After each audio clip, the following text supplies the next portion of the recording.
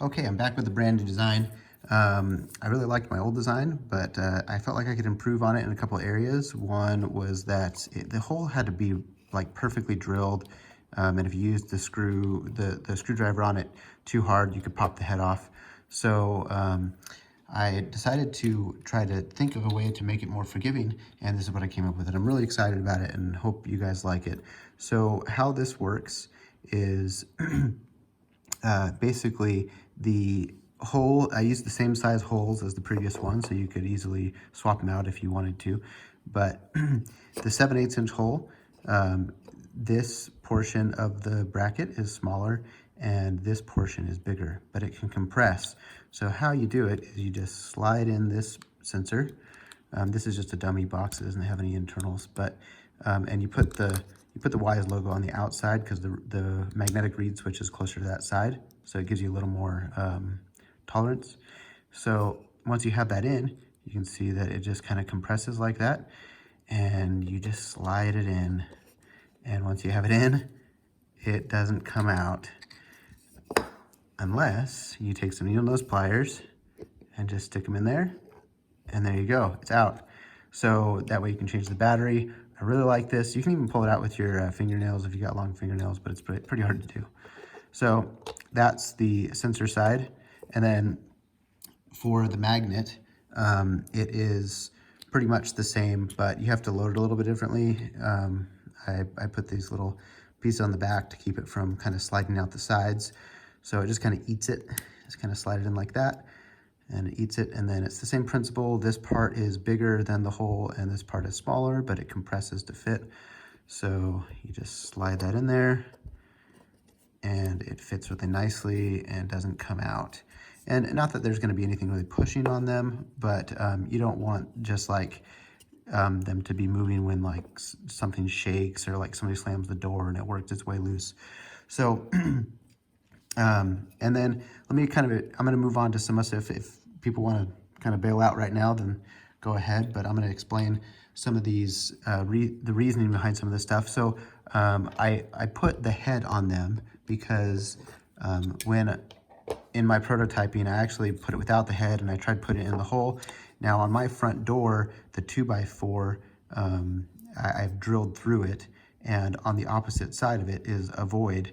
And I don't really know how big the void is, but when I didn't have the head on it, I put this in and it was great. I was like, oh, great, that works. And then I went to go pull it out with the needle nose pliers, and I ended up pushing it in a little more.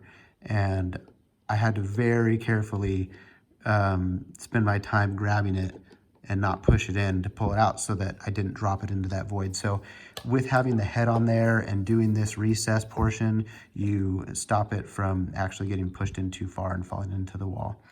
Okay, so now I'm gonna move on to what you can expect on my Etsy store. If anybody that has already purchased my other brackets, these threaded ones, wants to buy these ones, if you just message me if you've already ordered them, just go ahead and do that and put in the message that, and I can look to see that you're somebody who's already purchased them, and I'll give them to you for like 50 cents a piece. I'm not really trying to make money off this. I'm just trying to share my ideas and make it worth my time. It takes a lot of time to print these things and take them to the post office and that kind of stuff. Also, you kind of support my hobby and habit of 3D printing. The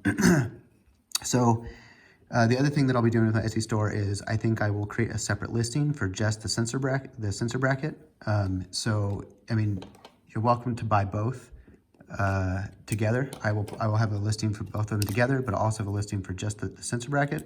So if you wanted to use a different magnet, or if you want to just keep the same one that you have, then, because really the magnet, you don't ever have to take it out.